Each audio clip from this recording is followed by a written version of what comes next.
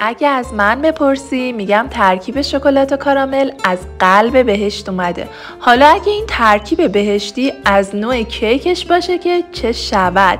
سلام، من فریبا هستم از پیج تزیین کیک. امروز میخوام این کیک شکلاتی کارامل رو بهتون آموزش بدم، پس تا انتها همراه من باشید. قبل از شروع کار فر رو روشن میکنیم تا گرم بشه. حالا تخم مرغ ها رو داخل ظرفی میشکنیم و بهش شکر و وانیل رو اضافه میکنیم. حالا با دور تند همزن انقدر هم میزنیم تا رنگ تخم مرغ ها روشن و بافتش حجیم بشه اینجوری.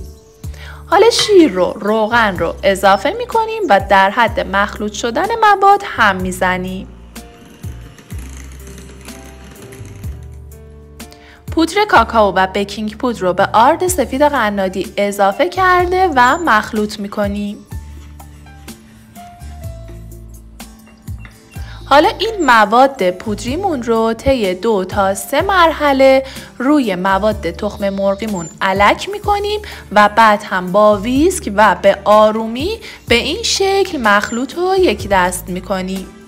اگر که پودر کاکائو ته الک باقی مونده بود با دست به این شکل از الک رد میکنیم. وقتی که موادمون کاملا یک دست شد مایه کیک آماده است. کف قالب رو کمی چرب میکنیم و کاغذ روغنی میندازیم و مایه کیک رو به این شکل داخل قالب میریزیم. قالب رو چند مرتبه روی سطح کار میکوبیم و داخل فر از قبل گرم شده قرار میدیم تا کیکمون بپزه. وقتی که کیک پخت به این شکل با استفاده از یک چاقو از قالب آزادش میکنیم، برش میگردونیم و بعد هم کاغذ روغنی رو ازش جدا میکنیم. به وسیله اره مخصوص برش کیک سطح رویی کیک رو ازش جدا میکنیم.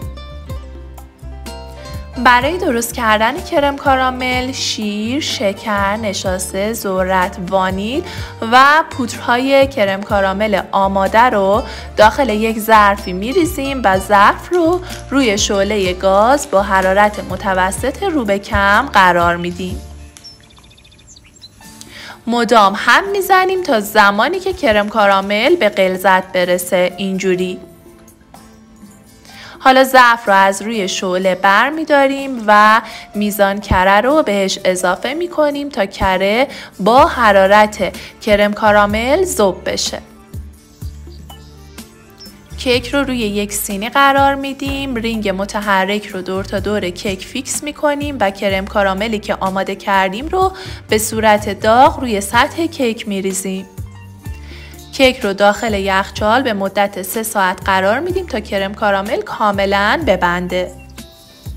برای درست کردن سس شکلاتی خامه صبحانه رو گرم میکنیم. شکلات تلخ رو به همراه سس کاراملی که داخل بسته‌بندی کرم کارامل هست رو بهش اضافه میکنیم و هم میزنیم تا کاملا یک دست بشه.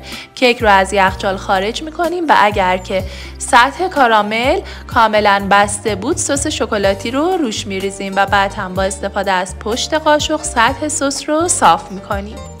با استفاده از یک ابزار دور تا دور کیک رو از رینگ آزاد میکنیم. رینگ رو باز میکنیم و کیکمون آماده هست. اگر این آموزش براتون مفید بود خوشحال میشم که با لایک و کامنت هاتون به من انرژی بدین برای تولید آموزش های بیشتر.